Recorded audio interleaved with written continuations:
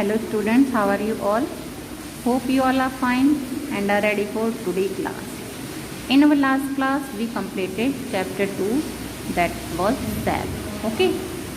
So now today we are going to start our next chapter, and the name of the chapter is tissues. Okay.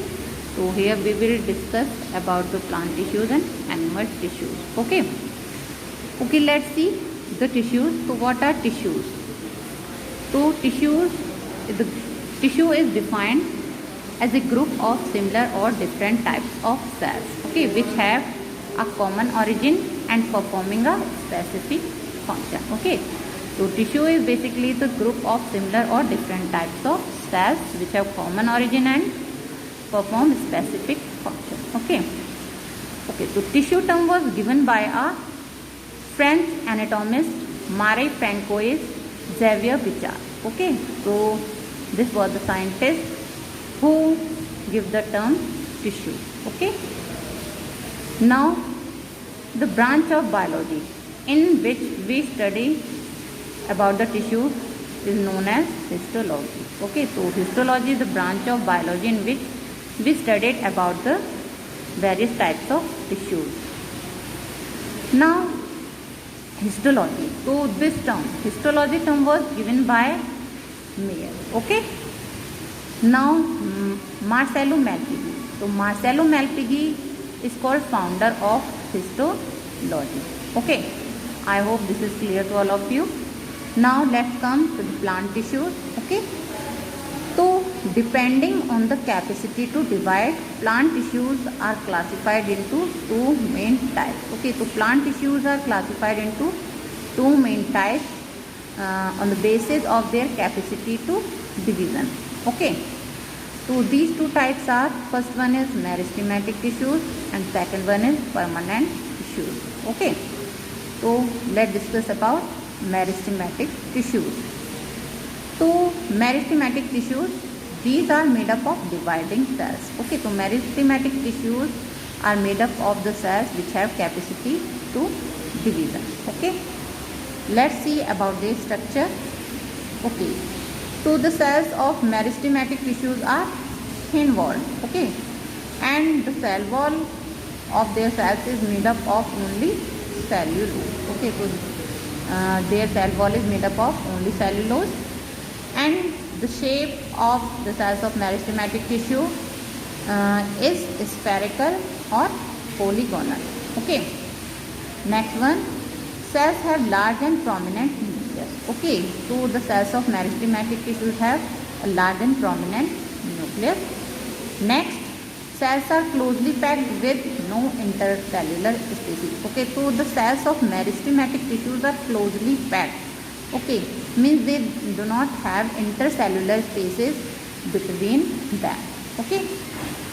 Next, cytoplasm is dense and vacuoles are either absent or are very small. Okay, so the cytoplasm of meristematic tissue is dense and vacuoles may be absent, of if they are present, so they are very small. Okay. Now let's see the types of meristematic tissue based on the location. Okay, so based on their location, meristematic tissues are of three types: apical, intercellary and lateral. Okay, so these are the three types of meristematic tissue. Okay, let's see the first one, that is apical meristem. So apical meristem, it is found at the growing tip of root and shoot. Okay, so apical meristems are present where? So these are present at the growing tip of root and shoot. Okay, and what is their function? So their function is, it causes increase in the length of root and stem. Okay, so apical meristem causes increase in the length of root and stems. Okay, now intercalary meristem. Okay, so these are found as sandwiches between the patches of permanent tissues. Okay, so these are found between the permanent tissues. Okay, in the sandwiches form. For example, at base of leaf or at the node. Okay, so these are found at the base of the leaf or at the node. Now let's come to its function. So its function is it causes elongation of internode and the petioles. Okay, so intercalary meristems cause elongation of internodes and the petioles. Okay, so petiole is the stalk of the leaf. Okay, so next is lateral meristem. Okay, so lateral meristem is present along the sides of the plant. Okay, so these are present along the sides of the plant, and what is their function? Their function is it is responsible for increase in the girth of the plant. Okay, so lateral meristems are responsible for the increase in the girth. Girth means thickness of the stem of the plant. Okay, so it is about the meristematic tissue. Okay, now next tissues are permanent tissue. Okay, so let's see what are permanent tissues. So the cells of permanent tissues are not able to divide. Okay, so permanent tissues are made up of the cells which do not have capacity to division. Okay, permanent tissues are of two types. Okay, so permanent tissues are of two types. First one, simple tissues. Second one is complex tissues. So these are the two types of permanent tissues. Okay, let's see the simple tissues. So what are simple tissues? These are made up of similar types of cells. Okay, so simple permanent tissues are made up of similar types of cells. Means they have same types of cells. Okay, it is further classified. Simple permanent tissues are further classified into three types. First one is parenchyma. Next one is collenchyma, and third one is sclerenchyma. Okay, so these are the three types of simple permanent tissues. Okay, so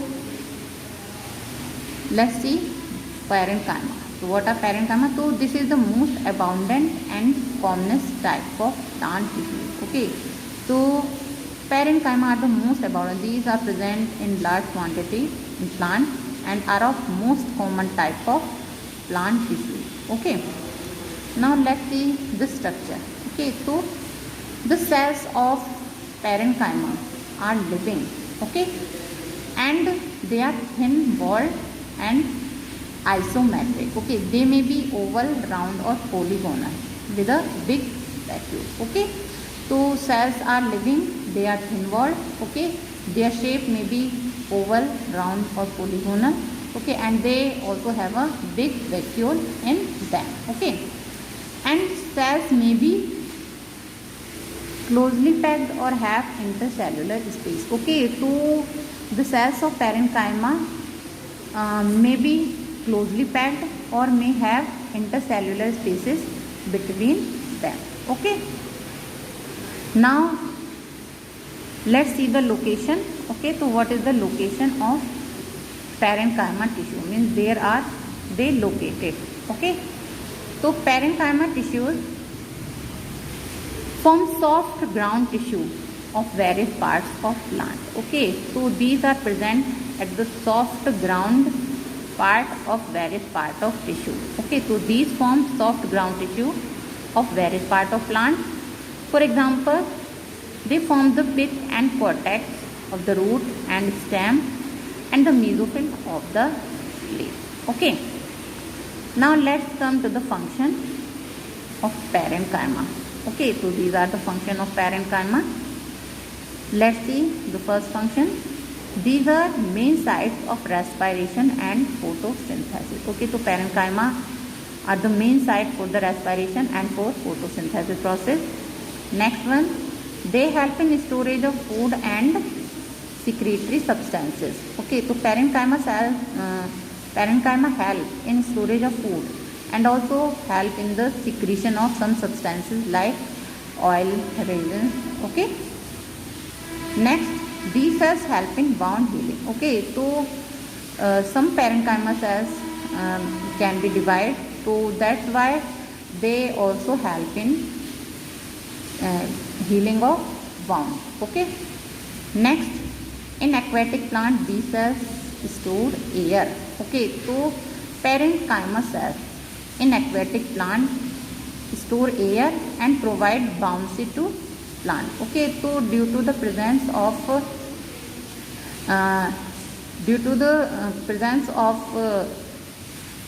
air between in aquatic plant, so they become very light. Okay, and that's why they can float on the water.